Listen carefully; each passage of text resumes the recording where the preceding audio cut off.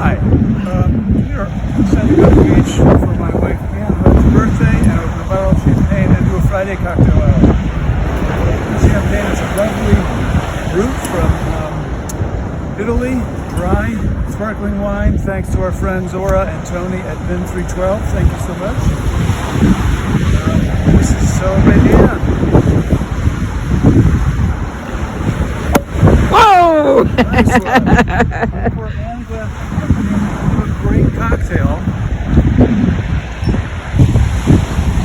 So here's for those of you who don't know, Anne Hood wrote her first novel somewhere off the coast of Maine while working as a flight attendant for TWA Airlines, and went on to produce many other novels since then. Thank you. Happy birthday to me. And the champagne is in a Dingle crystal champagne glass. Hi, Sean and family. So, here's to you, your writing, to Kitchen Yarns, to The Book That Matters Most, and Somewhere Off the Coast of Maine, and so many others. Cheers to you, Anne. Thank you. Nothing like a cold glass of champagne on a cold day on a Massachusetts beach. I did this cocktail before live, but forgot to save it, and it was so good, I thought we had to do it again since we were going to be opening some champagne in honor of Anne's birthday today, which happens to be Wednesday. It's Wednesday this week, December 9th. But this one is called the Spagliato, which in Italian means basically fucked up Negroni, a broken Negroni. But it's great for entertaining safely. If you're able to entertain outside, do so. But it's nice because it's not very alcoholic, so you can have more than one. It's a great festive drink. So here's what we're going to do. Michael would be a great Christmas drink. Just eat the Campari.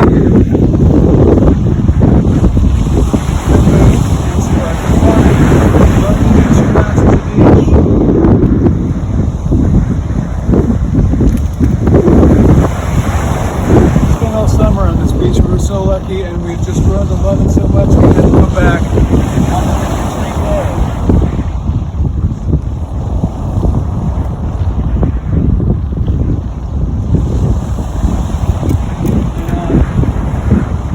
I would garnish this with a orange peel, but didn't have an orange peel, so this is going to go garnish this. I'm afraid we're at the beach, and you have to make allowances. Spagliato, beautiful drink. Beautiful. Complex drink, brightened by the champagne, those heavy aromatics from the Campari and the sweet vermouth. Also, yeah, you can drink these all day. In fact, I drank 45 on Thanksgiving Day. A delicious, a great entertaining cocktail, and one that you don't see often. It's usually used with Prosecco, but we wanted a really nice one, and it makes a difference. For today's poem, and I read this too, but it's such a good poem, I had to read it again. It's by one of my favorite authors, Raymond Carver. He was born in 1938 and died in 1988 at the age of 55, lifelong smoker.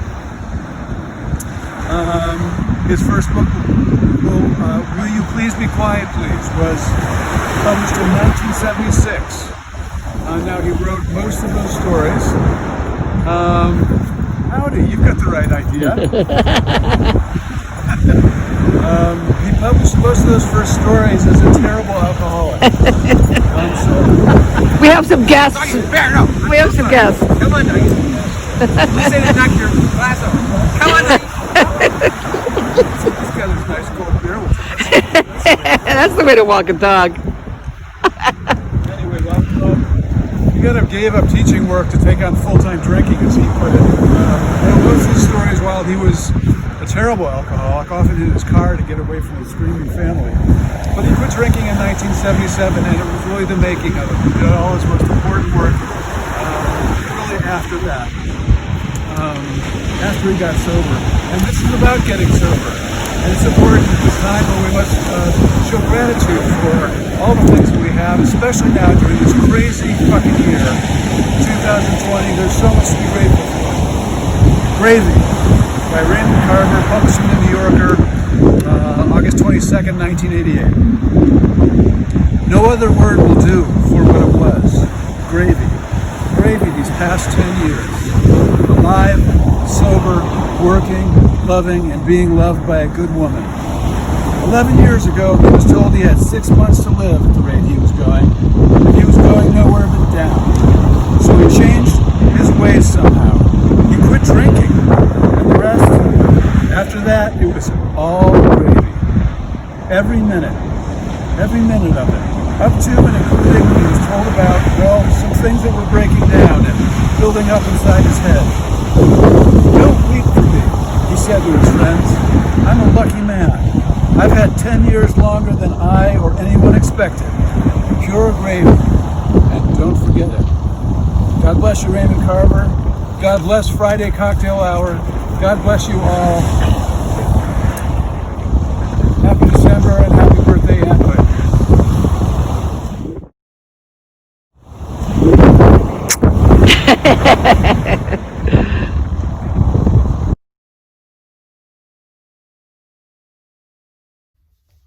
Hi everyone, thanks for sticking around. We are of course back from the beach. It is indeed Friday evening. It is time for a cocktail. My Friday cocktail this evening, even though it's not on the Friday Cocktail Hour, is an enhanced martini, which I write about in my new newsletter, which talks about food and recipes, working with chefs, lots of photos. I hope you'll consider subscribing, rollman.substack.com. Anyway, I'm enjoying it. I really wanted to say more about Raymond Carver because he's so important to me. Also, reading on a beach is not the way poetry should be read. He was a great writer, as I tried to note on the beach. He was born in 1938. He died at the age of 50 from lung cancer in 1988, but he died a grateful man. He wrote a number of essays on writing, which have been very important to me. So you young writers can listen. And I should note that he did most of his best work after he became sober, as so many writers do. Very few people can write drunk. Stephen King apparently wrote all of Cujo hammered and doesn't even remember writing it, which is kind of astonishing. He had an intervention from his family and he quit. And he writes about this in a beautiful and fabulous book called On Writing by Stephen King. Highly recommend it. On audiobooks or in paperback, it is fabulous if you're an aspiring writer. And if you are, be wary of the dreaded drink. E.B. White said he started each day, his writing day, with a martini for courage, he said. I dare say he only had one. 1 martini is good. 2 martinis, you're under the table. 3 martinis, you're under the host. Remember that. Anyway, I was looking into Raymond Carver and came across one of my favorite essays from him called On Writing, and it's a book called Fires. And I want to read just 2 paragraphs from it for those of you who write or want to write, because they are meaningful. Ambition and a little luck are good things for a writer to have. Too much ambition and bad luck, or no luck at all, can be killing. There has to be talent. Some writers have a bunch of talent. I don't know any writers who are without it. But a unique and exact way of looking at things and finding the right context for expressing that way of looking, that's something else. The World According to Garp is, of course, The Marvelous World According to John Irving. One of my favorite books as a teenager. I love that book. There is Another World According to Flannery O'Connor, and others according to William Faulkner and Ernest Hemingway. There are worlds according to Cheever, Updike, Singer. Every great or even every very good writer makes the world over according to his own specifications or her own specifications. It's akin to style, what I'm talking about, but it isn't style alone. It is the writer's particular and unmistakable signature on everything he writes. It is his world and no other. This is one of the things that distinguishes one writer from another. not talent. There's plenty of that around. But a writer who has some special way of looking at things and who gives artistic expression to that way of looking, that writer may be around for a time. Because reading poetry on a beach is no way to read poetry, I feel I owe it to Mr. Carver to read Gravy properly, because it is so fine. It is this time of the year when we must be grateful. It's been one fucking awful year, and yet, and perhaps most of all, it is the time to be grateful or look for the things that we are most grateful for. I'm grateful for Raymond Carver. Gravy by Raymond Carver, August 22nd, 1988, published in the New Yorker.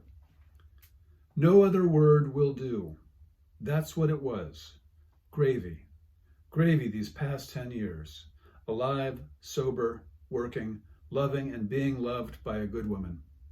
11 years ago, he was told he had 6 months to live at the rate he was going, and he was going nowhere but down.